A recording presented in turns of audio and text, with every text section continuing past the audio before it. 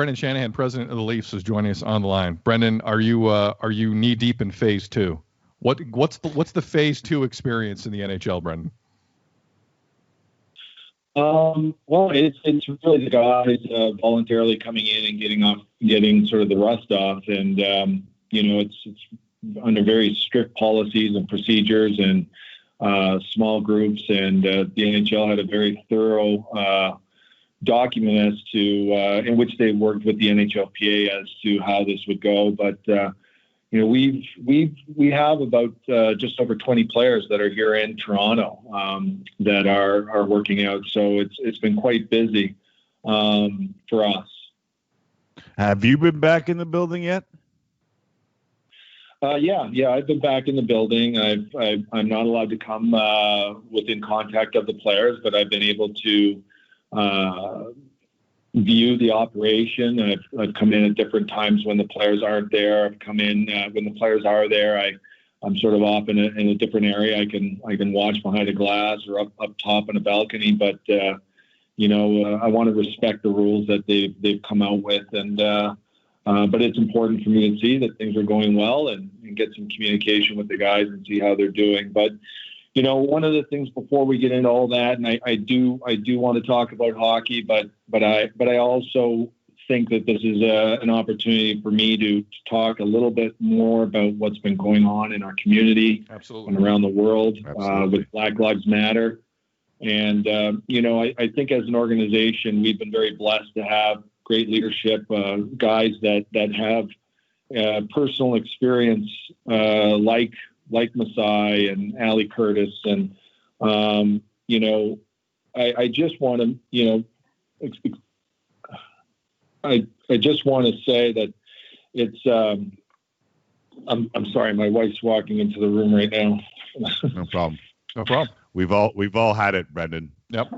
I break my train of thought 8 times an hour, Brendan. It's fine. It's normal for the show. Mine is 2 kids, and one of them is playing 2K in front of me. But go ahead. If you're everyone's gotten used to walking in and doing the sign language, which I still don't know what they want. I still have to just sort of ask what do they need. But are you good? If you're not I good, think let us know. One of the things that really inspired me when Masai came out with his op-ed was, part of his call to action was to call out white leaders. And it's funny, I wrote him, it's not funny, but I wrote him afterwards and I said, I'm really glad that I wrote that because quite honestly, and when something like this happens, you as a white person, you feel embarrassed, you feel ashamed. And you also, what I said to Masai is I feel like I should be quiet and slink into a corner and just not be heard from. And his op-ed, sort of said just the opposite. And while I think it was important for us as a hockey organization, which is a very white sport, to let the Raptors and to let the Argos and TFC and our wonderful leaders there take the lead, the one thing I wanted to make clear to them and make clear to all of our fans and our Leaf fans and our employees is where we stand as Toronto Maple Leafs and where I stand as an individual and where we stand as people. And, our call to action right now is to educate ourselves and to learn. And that might sound like, well, what don't you know? How you're 51 years old, what have you not learned? And the reality is, even reflecting, I think that this time has caused even people who don't feel that they're racist and people, I felt like I was raised well by my parents, and my wife and I have raised our children not only to not be racist, but to also speak up when we see racism. But I think that it makes you reflect and say, well, have I done enough? And quite frankly, I haven't. And to me, looking back at my friends that I grew up with that were Black, or teammates that were Black, I never witnessed them, dealing with racism. So I made an incorrect assumption that things must be fine. And looking back and reflecting, I don't ever remember going to them and saying, well, I'm sitting back and thinking that things are okay for you, but why don't you tell me how things are for you? And I think that that's an important time period that I'm in personally, and that we're all in, is regardless of where we feel we've stood, through our lifetime and through our actions, this is really a time for us to listen more and learn more. And it's just not enough to sort of say, well, what's in my heart is there's no racism in my heart, and my children have not been raised that way, and no one does any act of racism in front of me that doesn't go addressed. I feel like it's a time for us to be more. I think it's just a time for more activism, and that is currently where we are. And I see the importance of posts, and I see the importance of sort of stating what you're going to do. But I think what we feel very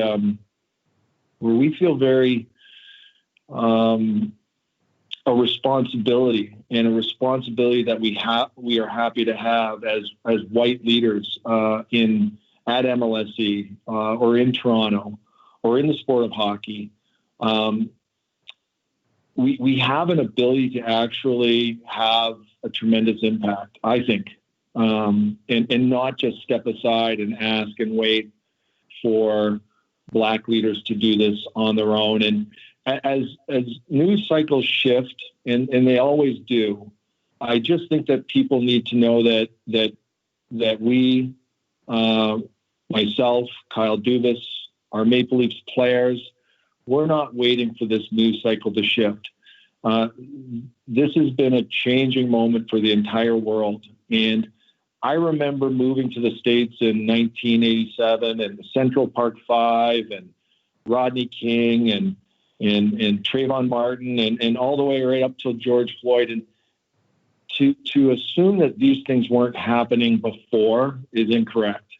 What's happening now, like my children ask me, is this happening more often? I said, I don't know that it's happening more often, but it's certainly being captured more often. And the idea, what we all saw with that policeman casually kneeling on a man's neck for over 8 minutes is so sickening to everyone. And it's so painful to everyone that I do think that there's an opportunity for change here, as everyone does think there's an opportunity for change. And as a white leader in a very white sport, in an organization which we recognize we can be better and we can do more and we will do more, I just think that now is really a time where we have to make real plans so that this isn't something that we say, we made a donation, we made a tweet, and we've moved on. We need to have some immediate results, and more importantly, we need some long-term results, because this is something that is developed over 400 years. We're not going to fix it in a week. We're not going to fix it in a year, but we have to be a part of the solution. And I think that, I wanted to take this opportunity before we got into the hockey to just state that we're fighters, and if they want us to lead, we'll lead. If they want us to be led, we'll be led. But we are right with Black Lives Matter and any form of discrimination of any kind. Well said. And I think the franchise in this country has a great deal of power. And Brendan, both you and I grew up in the GTHL, or the MTHL as it was known back then. My son plays in the GTHL. And I know a lot of those kids look up to your players. Is that a place, and I know it's had its problems, minor hockey has had its problems in the past, I've seen it firsthand. Is that a place where the Toronto Maple Leafs feel like they can make a difference in minor hockey, so that the inclusion begins there and it develops from minor Adam till any of those kids get up into the pros? It absolutely is, and it's in a variety of issues that Toronto needs, and where we can be leaders. But this specifically, of course, and as you know, 99% of these boys and girls playing organized hockey in Toronto will not ever step onto the ice of a professional in the National Hockey League. Mm-hmm. But what they are and what they can be are certainly leaders in their schools, leaders in their hallways, leaders when they transition from 16 to 17 to 18, where they're not playing hockey anymore and they're just moving on to college or work or whatever. We do have an opportunity to have a voice, and that's the part where I think we just have to take more action. And like I said, that's on me and that's on this organization. And as I learned growing up with my St. Leo's education, the road to hell is paved with good intentions. And so I can have all the good intentions in the world, but without action, it's not going to really accomplish anything. So that is just one of the many areas. I know at MLSE we've talked to a group out of the United States that I believe the NBA had talked about to us, which is called Fearless Dialogue, and every leader, including myself, every leader, anybody that is in a leadership position at MLSE next week will be going through training with them. It's not going to be overnight. I don't think that we're looking to do something, splashy to get a headline and then, like I said, put it behind us. We think we're educated. We need to be better educated so that we can take better action. President of the Toronto Maple Leafs, Brendan Shanahan, here on Tim and Sid.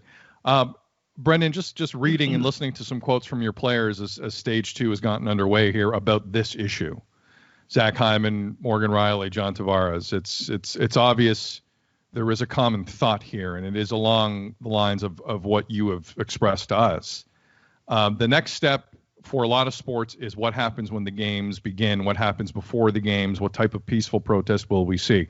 Based on conversations you've had with the guys, do you expect to see that? And I am anticipating they would be supported based on what you've just said to us, but just to confirm that, they will be supported? Absolutely. I mean, it's,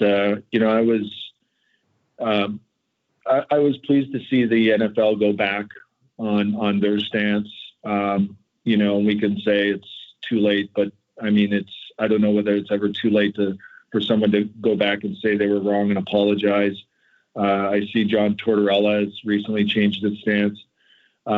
Obviously, for all of these organizations, or even as an individual, you want to be right the first time. But if you're not, certainly, I'm glad that they're getting it right this time.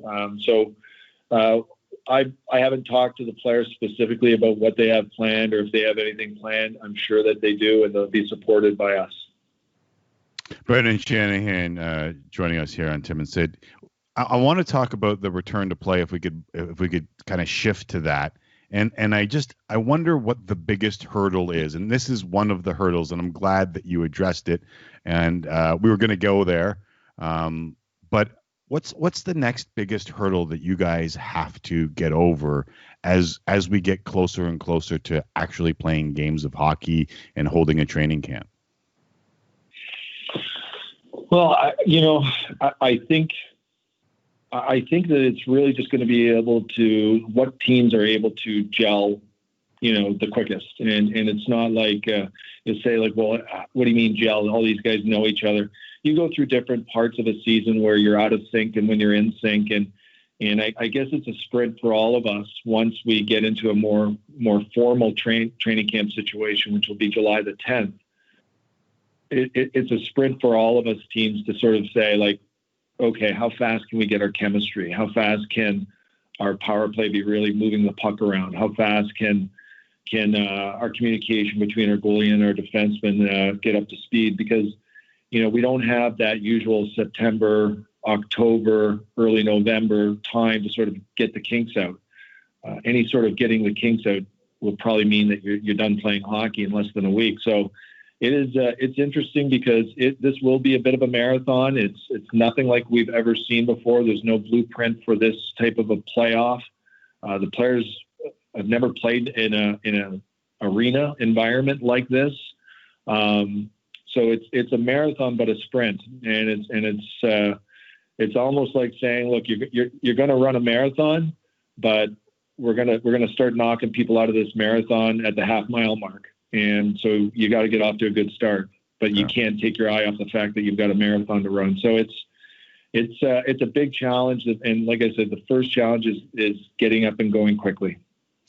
Brendan, I know you got to run here in a minute.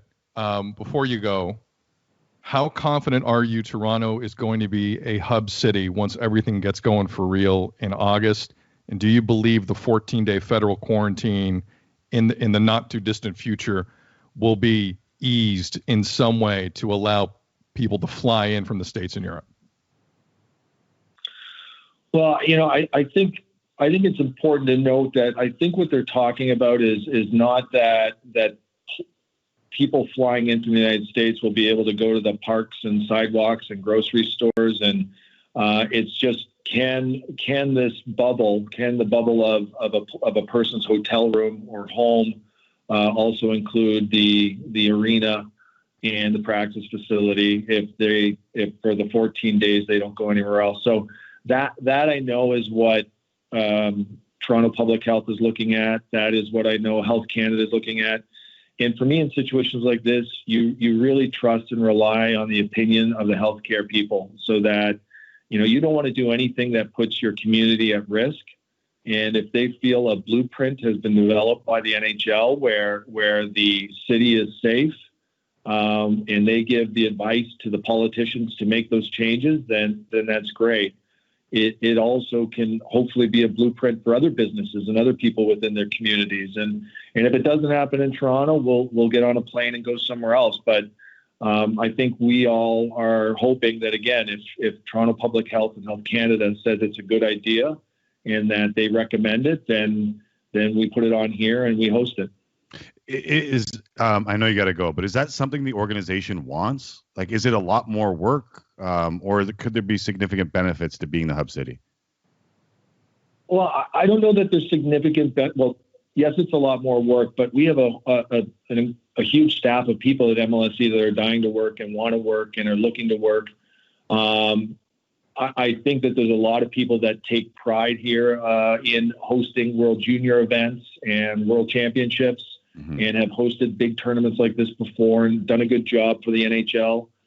There's no financial reward or financial gain. I think it's just a matter of, as we all know, we all sort of want to start to feel a little bit normal. And if it's safe and if people feel safe doing it and they want to come work and we want to put this on in Toronto, I think we want to do it because we're a hockey city, we're a hockey country. And as long as we're not putting anybody at risk, as long as we're not tapping out the local healthcare system, and once those boxes get checked, and if people say we can do it, I think we do it just because we love the game. And if we don't get it, we've got to go somewhere else. We go somewhere else and we try and win there. Brandon, we really appreciate you jumping on. And as you probably know, Tim and I have not shied away from any difficult discussion at all since the public execution of George Floyd. We've been honest with each other, with any guest that's come on, and we're kind of proud that we've had a forum where we can do that for a lot of friends of this show, and you're one of them. So we appreciate you coming on, and we appreciate your honesty. Thanks, Brendan. Appreciate it. Thanks, guys. Thanks very much.